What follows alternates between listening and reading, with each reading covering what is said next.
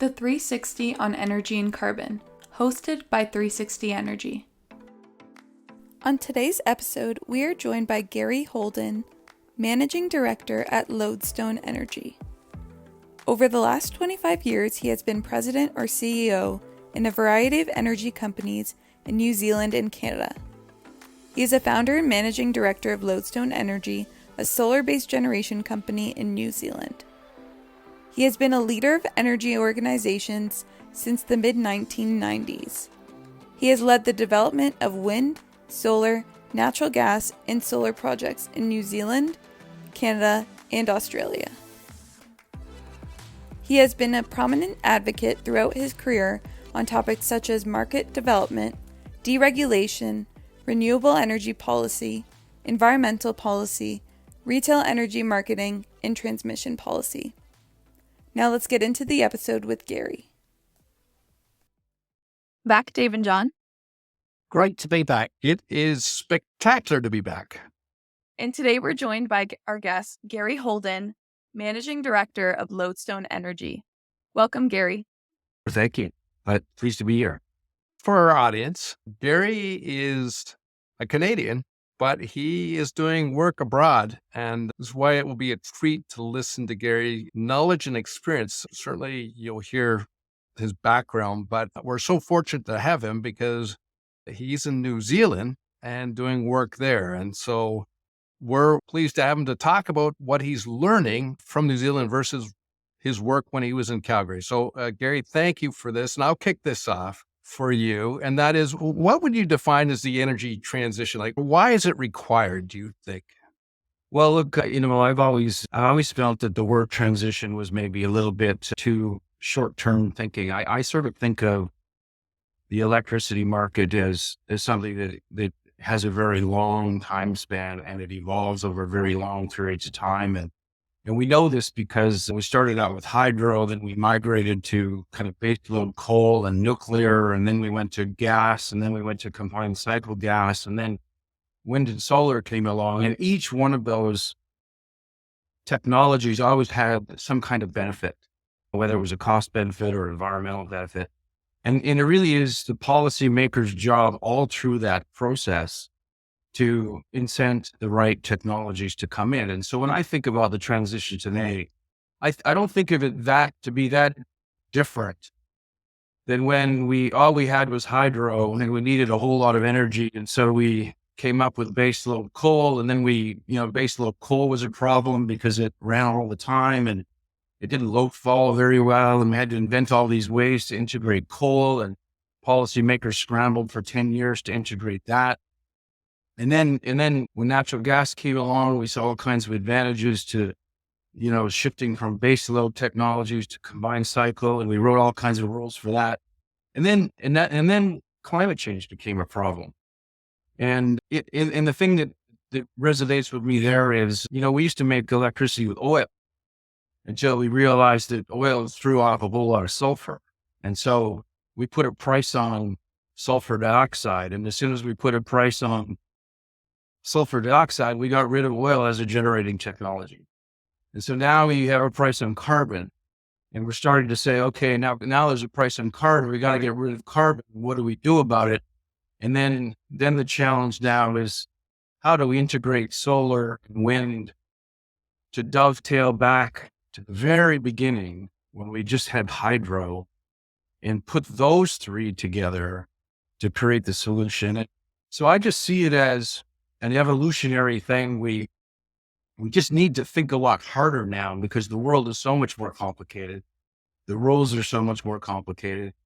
Integrating non-carbon technologies, probably, if you really think hard about it, is no more difficult a challenge than that first attempt to integrate a baseload coal plant.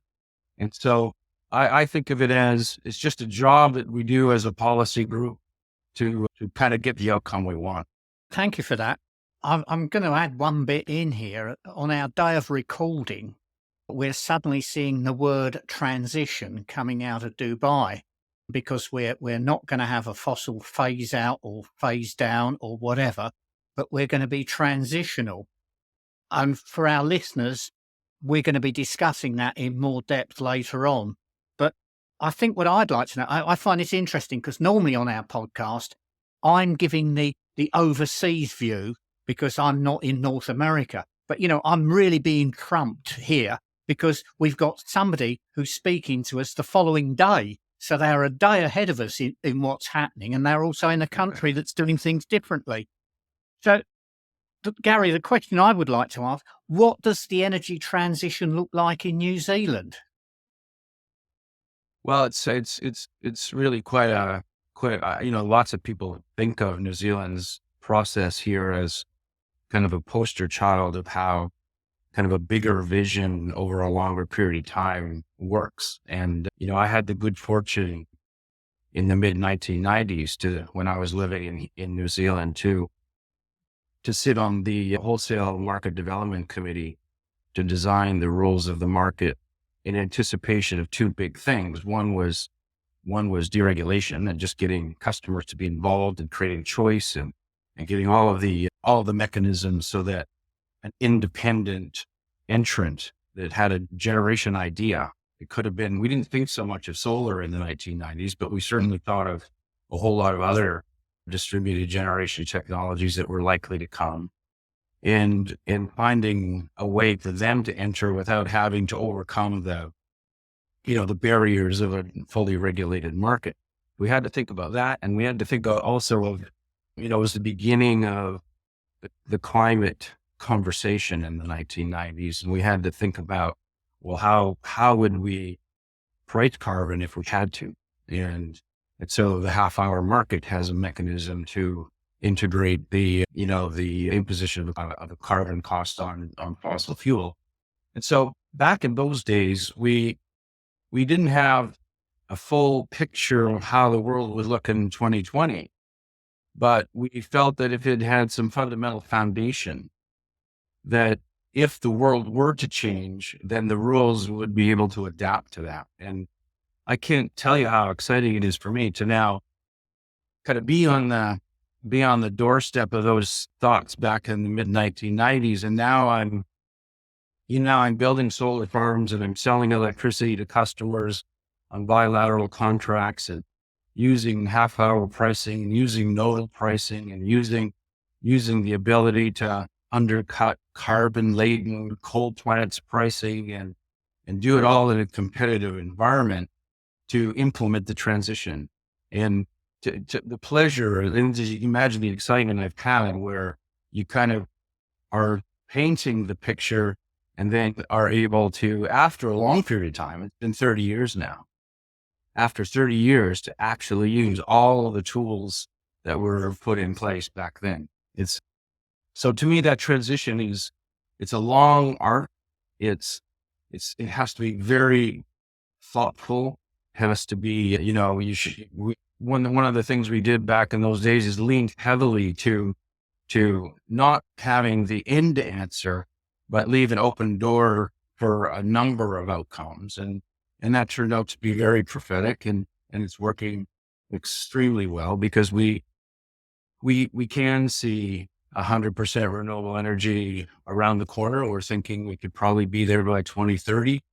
We see the end of coal because of all of this. We see diesel peaking plants and gas peaking plants disappearing and being replaced with utility scale battery projects.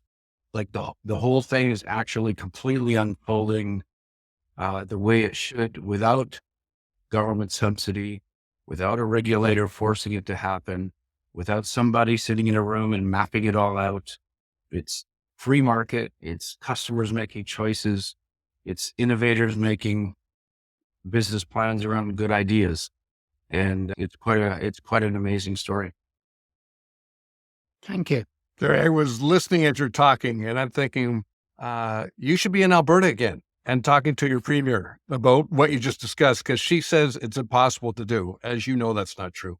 Yeah. And it's also people in the marketplace will also say, oh, those renewables, they're just a problem. Oh, I think you just gave us little snippets that is completely doable and it's actually makes a lot of economic sense. So thank you for sharing that. I'm just going to ask you, like, based on what you've just said, what are the lessons from this energy transition that's in New Zealand, what could other countries, provinces, states take from what New Zealand has done and what you've experienced?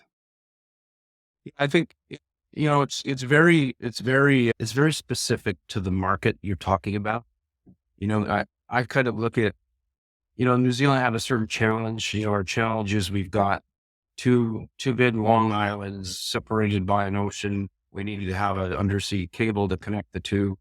All of the hydros in the South Island and all the people are in the North Island. And, we could go on and on about, if I wanted to create all the barriers, I could make up the barriers. I could tell you how hard it would be. And there was a time in this country when the belief was, you need to get the 10 best engineers in the room and they'll figure it out. And it took a lot of work to get people to see that getting 1,000 people in a market is a better solution than getting 10 people in a room. And so I would start with the idea that, you pick Alberta. Alberta's a great one because it's kind of landlocked. It's fossil fuel oriented. It's got hydro to the left. It's got hydro to the right. It's got a country that's insatiable for power itself. And there's, one of the problems Alberta's had is we built so much baseload fossil fuel that we don't quite know how to get ourselves out of that problem. And what we do, many people don't realize this, but because coal and steam cycle gas needs to run all night long, what Alberta essentially does is it makes carbon to get rid of the power by sending it to British Columbia at night. And then British Columbia sends it to California. And so Alberta's problem was it had to get rid of a whole lot of power at night. And so that's a particularly unique problem. But it's not unsolvable because what you do is you turn the gas into combined cycle gas that turns down at night. And then during the day, you fill the market with solar and wind. And the simple policy direction to reorient that configuration, it's a big decision because you're really talking about interties between countries and interties between provinces and getting cooperation with utilities that don't normally cooperate with one another. It takes a big vision to solve it, but it's a great example of how no particular situation is unsolvable. It really is a matter of identifying what the weak points are and then writing regulations and rules around it. And then overlaying that with a pretty generic model. The New Zealand model would work well in any country where an independent person with an idea can make power and find a customer. That can happen anywhere. It's just a matter of getting the right mechanism for that. But getting having the political will to solve the big problem at the same time is the challenge. I think in Alberta's case, that's where their roadblock is. They made a fairly big mistake, I would say, by converting coal that was baseload to gas that is baseload. They should have converted to gas that had some flexibility. And if the gas had flexibility, you can dump solar all you want until the gas disappears. And so it's, and you think about having a big hydro battery right next door in British Columbia. There's got to be a way to use that big hydro battery to buffer out the intermittency of wind and solar. And so it's really just having a holistic view and having the political will to do it. Okay, we're talking about the transition, and you've mentioned regulators, markets, and everything else, and utilities. So I think my question is, who are the key players? Where do utilities fit in? And are the utilities leaders or followers? That's a really good question. One thing I learned here when I was representing the independent market in running the rules in New Zealand in the 1990s, I was kind of representing the disruptive side of the market. The people across the table, the prime minister at the time said, if you 7 people and the 7 people were independent, which I was representing, the transmission, distribution, generation company, customer groups were rounded out the other 7. Prime Minister said, if you 7 can be unanimous, I'll make it binding on the country to change the market. And so So that's a great example of political will at the very top. And then when the 7 groups got together, they were completely at odds because everyone has a vested interest. And even an independent had a vested interest, and the vested interest was to see a market. And so it took a lot of talking. I think we met for 1,600 hours by recollection, and Wow. and got the rules set put in place. But what was super evident in all of that is the utilities need to be put in a position where they inform the discussion, but they don't control the discussion. The utility, regulators, if you think about regulation from the very first principles, regulators by definition were put there to keep the utilities in check. And so a transitionary conversation, the regulator is no longer just keeping them in check, but it's trying to write rules that the utilities may not like. And so I think fundamental part of an energy transition is to ensure that the utilities are calling the shots, because you'll get unfortunate outcomes like the one in Alberta where the coal ended up being converted to baseload gas. That's a utility idea. It's not a regulator's idea. It's not a free market idea. And so if you don't have that basic principle that regulators may not be loved by the utilities, but they have a job to do that's independent of keeping the utilities happy.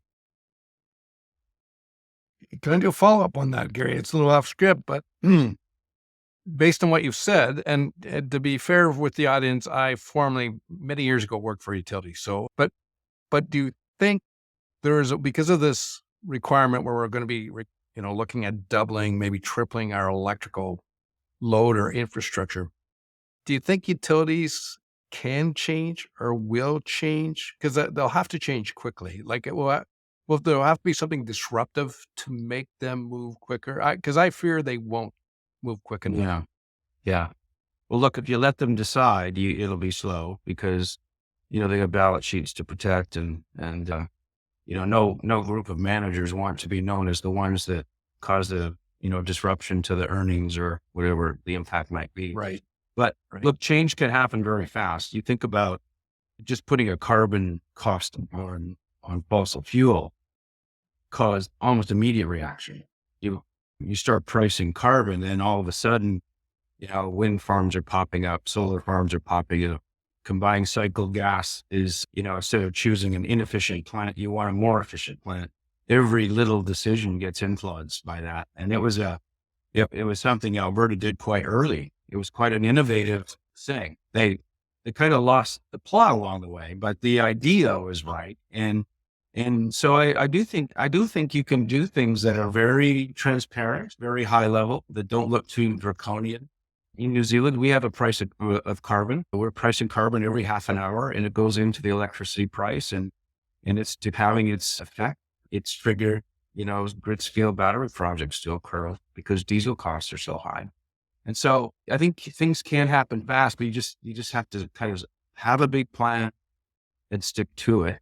And as I said earlier, the regulator's job is not to be controlled by the utilities, but to actually keep them in check.